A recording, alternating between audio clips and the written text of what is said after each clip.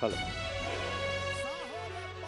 కట్టప్ప అంటే భద్రతకు మారు పేరు, కట్టప్ప అంటే నమ్మకానికి మారు పేరు, కట్టప్ప అంటే విశ్వాసానికి మారు పేరు, కట్టప్ప అంటే మరో మారు ఈ రేవంత్ రెడ్డి గారి పరిపాలనలో మొత్తం సైనికులుగా పనిచేసి మళ్ళా 10 సంవత్సరాలు మన ప్రభుత్వం ఉండేలాగా ఈ కట్టప్ప మీ అందరికీ భద్రతగా ఉంటాడని తెలియజేస్తున్నాను.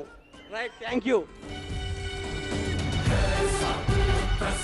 है समुद्र सा